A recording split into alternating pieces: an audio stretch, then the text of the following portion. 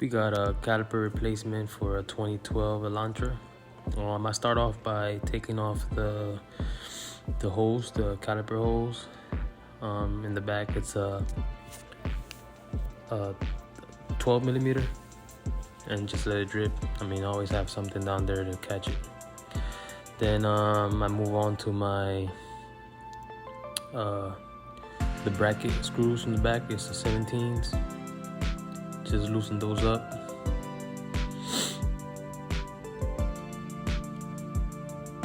I struggle a little bit here, but find the 17 millimeter. Like, we changing the whole bracket with the caliper. I'm not really worrying about taking this caliper apart. I'm using the pads because it had new pads, so I'm using the old pads. Basically, they're brand new.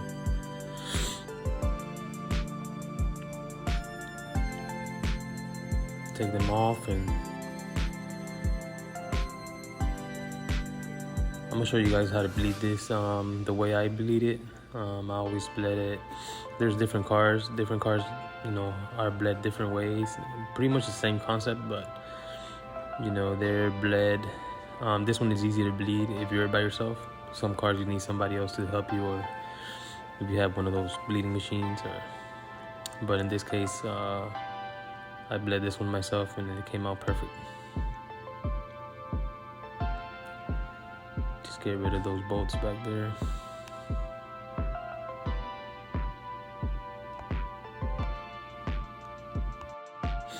All right, so here we take it off. And this car has some screws holding the rotor in place. We're gonna put a brand new rotor on it too. I took the screws off already. Rotor was really bad. So got the brand new rotor. I cleaned it already. I always use brake cleaner to clean the rotor. And right here I'm installing the caliper bracket, the brand new one. I installed it first because I'm doing pretty much putting the brake pads, putting the the hardware on there. So remember, 17s. Those screws in the back are 17s, and then the one for the caliper itself are 12 or 14. I'm sorry, 14s.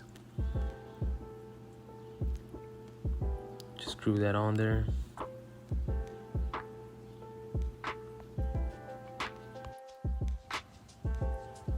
Here I'm back. I'm just tying in those 17s in the back for the bracket.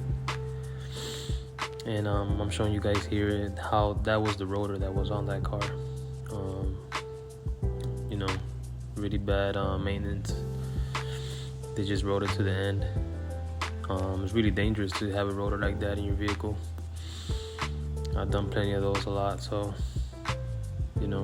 sometimes people just don't pay attention, or they just kind of lazy to get to it, and that's what happens. And then you have to change caliper. I'm changing these calipers, this caliper here and that rotor, just because of that. They didn't pay attention to it, or they just were lazy with it. And the caliper, the piston ate into that. There was no brake pads at all. It was gone. It flew out. The piston hit that and just destroyed it. Anyways, I'm installing, as you saw, I installed the pads. I'm doing now the caliper itself. Those are 14s. Just make sure you tighten them up. And make sure they're nice and tight.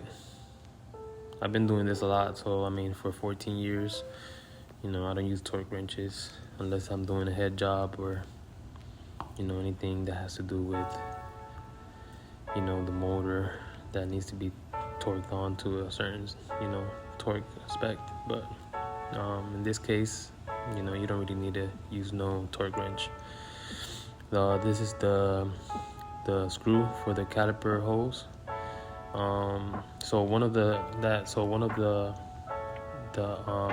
washer goes on the side of the screw where it meets the hose, and the other washer goes into the screw where it meets the caliper. So you screw it on there. Just make sure you screw it on tight. Don't over thread it. Don't, because you could, if you don't. Some of these calipers are painted, and if you don't find that perfect, that correct spot where screw it on, you're gonna rethread it. You're just gonna destroy the caliper. So just make sure you screw it on right. You feel that it's tight before it really goes in. Just try it, take it off, do it again. Boop, there you go. I lost a socket right there.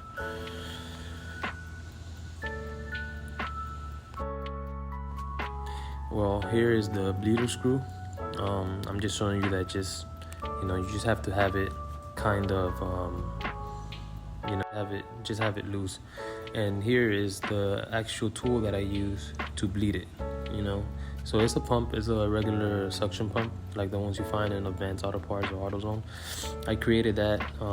That's actually, so what you do is you get the tip from a brake bleeder. You connect it to the hose, and then you just get that other part, put it on the bleeder screw, and you'll see here what you do first. You pump the brakes. Let it pump out with the bleeder screw open. Obviously you pump the brakes until they get slightly hard. They're going to be not that hard because the bleeder screw is open. The car is off and you're pumping the brakes. Now I'm gonna go back out. I'm gonna grab the pump, and then I'm gonna start pumping it manually with the bleeder screw open. So you'll see here in a minute. So it did get a lot of air out when I pumped it by the brakes. Now I'm just connecting everything. If you see that tip, you can hardly see it, but it's actually one of those. You could buy them in AutoZone. I think they're called like a bleeder set or something like that. They come in a little package and they have different colors, different sizes. You just get one of those, stick it into one of the end of the hoses, and that's it. And you pump it, and basically here's the end. I pumped everything out, all the air came out, and that's it. Everything's ready to go.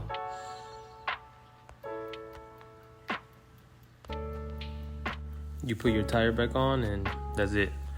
Make sure everything is back to normal, and thanks for watching.